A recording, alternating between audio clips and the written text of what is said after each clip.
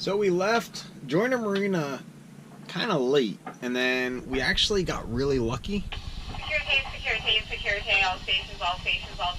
This is United States Coast Guard, North Carolina sector. United States Coast Guard, North Carolina. There's a tree floating outside of Cape Fear. Marine information broadcast regarding a hazard to navigation in the Cape Fear River. It's about a 20-foot tree. Wow. Yeah, you don't want to hit a tree at night. So, we left Joyner Marina kind of late. We made it through Snowcut at slack tide, so it wasn't too bad there. And then we made it down the Cape Fear River, and we rode the current down, and by the time we got down there, the tides changed and started flowing us in. So we actually made it really, really far. So between the wind and the current pushing us, we made it all the way to Holden Beach, which is about 2 to 3 days travel that I was planning, and we did that in one day. So it's about 7 o'clock, we're anchored, and Maddie here is making us dinner. On the menu tonight, we have rice, beans, and sandichas. It is something that we thought we'd be having all the time on this trip, just for the simplicity of it, but we actually don't have it very often, and we love it. So we're gonna do that tonight. So Maddie's able to cook this delicious meal for us on the stove using electricity, thanks to our generator. And we are keeping the whole place nice and toasty with just the Dickinson heater. So it's burning away, and we are cozy in here. So it's been a really good night leaving Southport. Tomorrow's supposed to be really, really cold and windy, so we'll see what we get done tomorrow.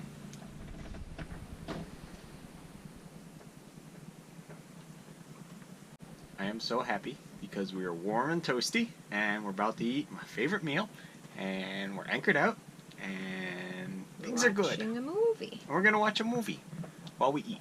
So it's a very, very happy day. So right now we're anchored just north of an inlet and in a north-south direction. So right now the tide's finishing going out. Once it goes out all the way, it's going to go slack, and that's our time that we're going to make it across and then be on the other side of the inlet as the tide begins to flood back in, and it'll push us down. Now, it's really windy and cold and not the most fun. Tomorrow's supposed to be colder but no wind, so I'm kind of hoping that tomorrow will cover a lot of miles, but we're going to get the anchor up and at least get across this inlet right now, and then we'll play it by ear from there.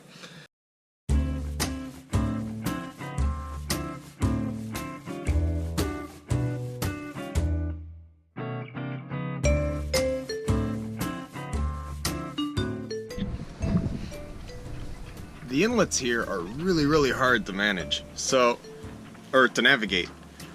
So as we were coming through, you saw that our depth got down to 1.6. Before I turned the camera on, it got down to 0.6. Now, that was in the channel. It's just, every time the tide changes, the sand shifts with it, and it just shoals in. So they dredge it out, but it's going to shoal in the next tide. So it's really, really tricky. We decided to navigate that one at low slack water. That way, if we did bump into anything, it was just a matter of minutes before the tide came back in and lifted us off. So, luckily we made it through, we didn't get stuck, and now we're just going to continue on our way south.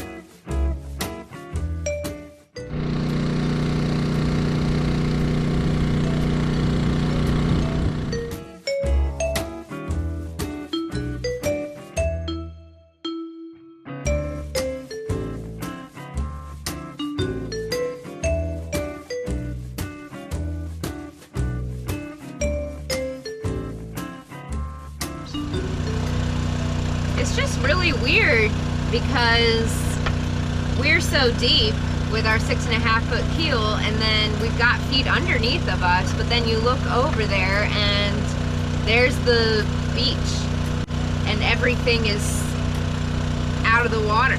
I mean, everything that's supposed to be floating is completely high and dry. So, very strange thing to see. And we're only like one boat length away from these piers that are completely out of the water. These floating piers that are just sitting on the ground. It's awful and weird.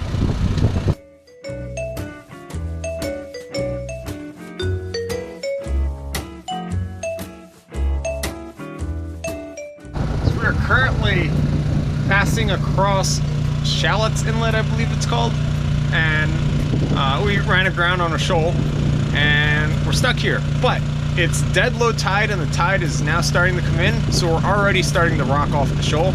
And it's kind of a good thing because we were fighting the current to get here because the current started reversing before the tide did, and our poor little batteries were having some trouble. So kind of gave us some time to, you know, sit here, stop running the motor, and let the generator get them back up to speed a bit. My mouth is really cold because it's so cold out here. So once we get across the inlet, the flood tide will continue to push us up the other side of the inlet, of the ICW, and then we'll keep on our trek with probably better speed than what we had this morning where we were running at about slack tide. Well, we got off of that shoal, and then we moved about 200 feet, and we're now on another shoal. So, just waiting again. The tide's coming in at a rate of about 6 inches per hour, so it's pretty drastic.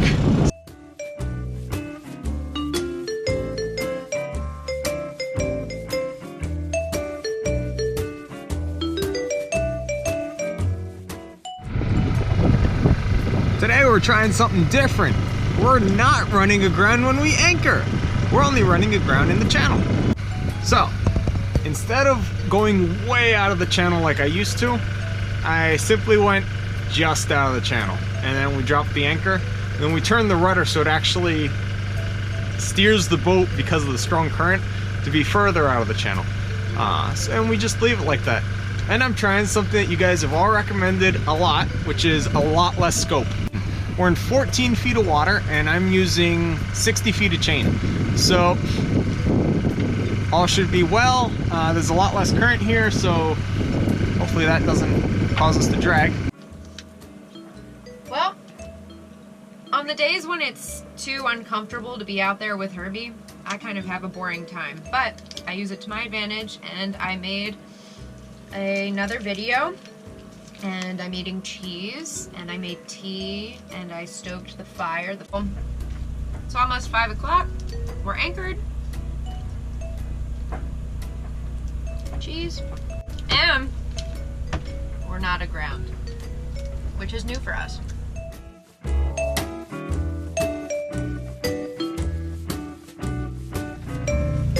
In this episode of Maddie's Boat Kitchen, we will be cooking Manischewitz potato pancakes, or potato latkes. So, what's awesome is, for this, all I need is this mix, some eggs, vegetable oil, and water.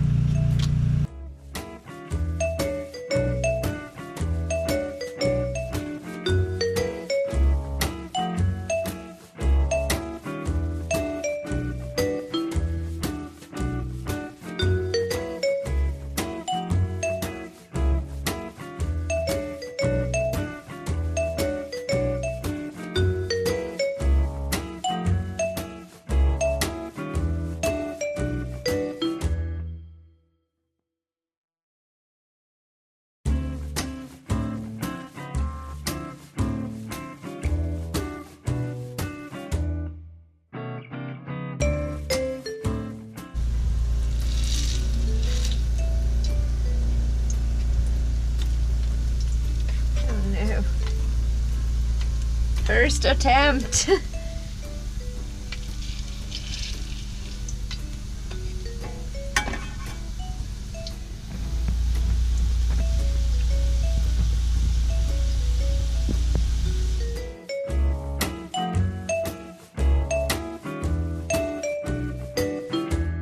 tonight it's going to go down to 27 degrees.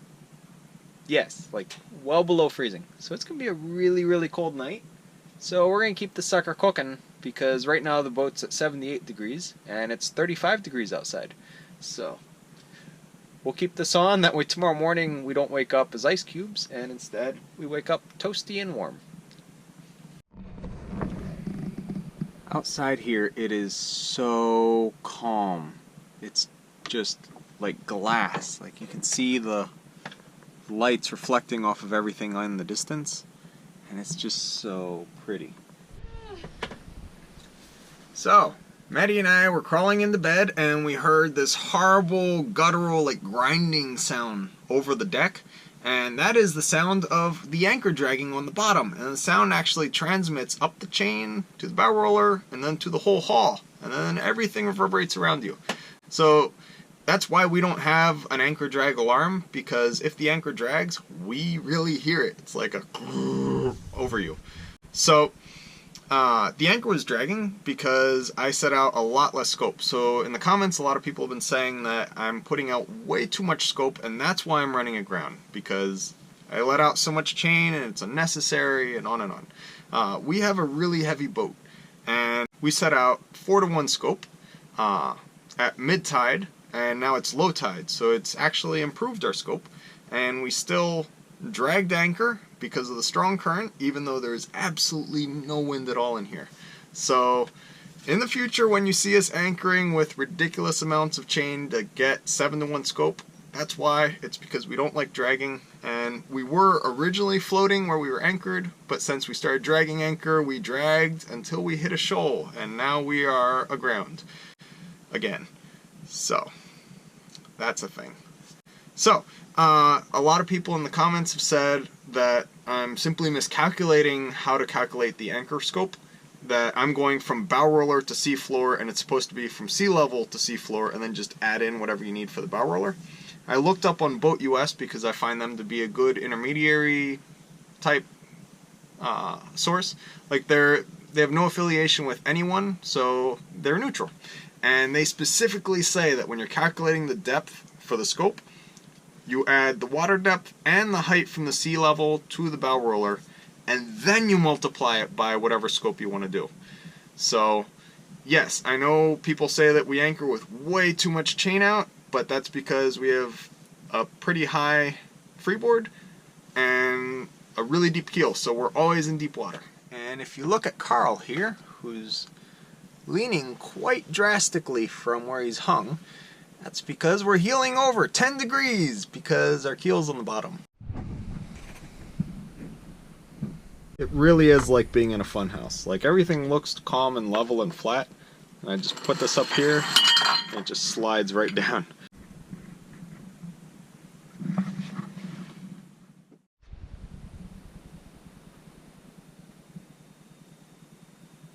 Just waiting for the tide to come up.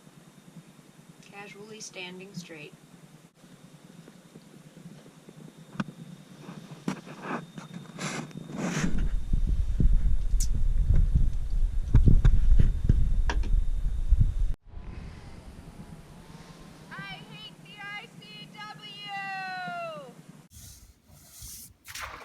Is that a thing? No.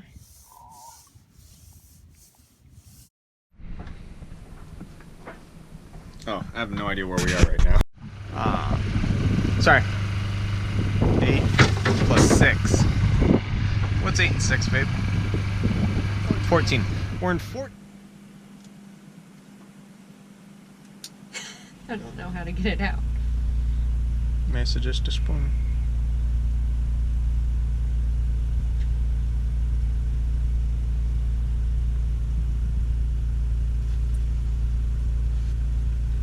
Thanks so much for watching, and if you want to become a sailing buddy, you can click the link down below to our Patreon account. Don't forget to like this video and subscribe to our channel, and when you click subscribe, make sure you click on the little bell in the annotation. That way you get notifications as soon as our next video is uploaded. Thanks so much!